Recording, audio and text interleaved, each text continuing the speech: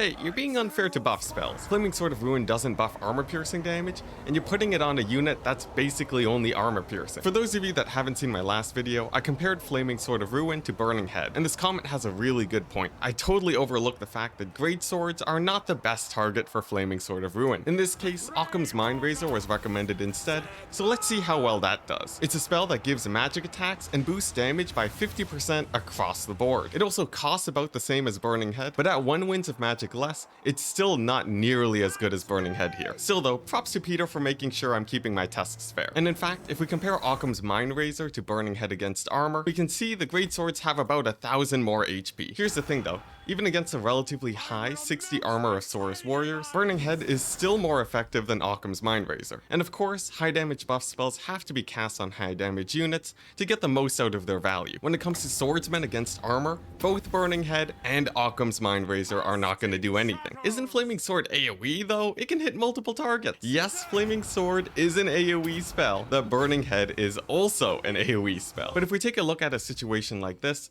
where you're choosing between Flaming Sword or Burning Head, even if Burning Head completely misses the target, you're still breaking into the backline more than 30 seconds faster. And mind you, we're also ignoring situations where Burning Head can do this, essentially routing the enemy frontline before they make contact, and also situations like this, where Burning Head can essentially rout off the enemy backline before they make contact. But hey, you know, Flaming Sword's an AoE spell. Maybe it just has to hit more targets, you know? Don't you dare get me started on blobs. Take a close look at this blob of flagellants, okay? Even though it might feel like you're getting great value, hitting 6 of your units with the buff spell, it turns out your damage is based purely on the number of entities that are engaged in melee. So your blob of 6 infantry units is really only benefiting from buff spells as much of a front line of about 3 flagellants at most. And you know, I should probably mention that blobs, especially against the AI, tend to favor another type of spell. But hey, look, Flaming Sword turns archers into Sisters of Averlorn. Now I'm going to ignore the fact that Sisters of Averlorn do deal armor piercing damage, which would mean against armor they act totally different. But I have to admit,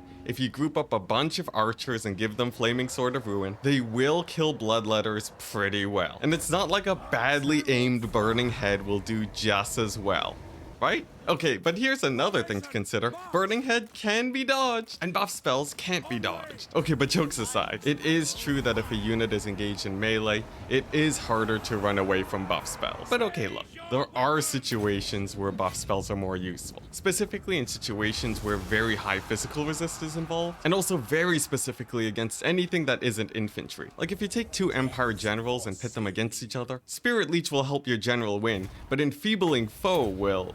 what I meant to say is that Spirit Leech is good against tanky single entities, and Word of Pain does roughly equally well, even though it lasts 40 seconds, and neither single entity disengages, and also you have your own single entity in the fight, and also you'll need to have good RNG, especially for the spells that don't last as long, and also your damage ratio has to be good too, and also direct damage spells have more guaranteed damage, so they're more likely to